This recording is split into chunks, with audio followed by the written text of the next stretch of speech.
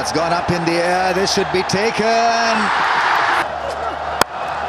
Upish gone. Another chance. Accepted. It's the same fielder. It's the same result. Hassan Ali picks up a wicket of the first ball. And Shadab Khan gets a wicket. Yeah, in the air, should be a simple catch yet again, takes it. Both at Karachi this time. Emrit picks it up and he's found the fielder. Another one gone. Straight a delivery, flighted, outside edge, straight to the fielder. Top edge, there's a fielder underneath it. Yes, he's got his first wicket as well.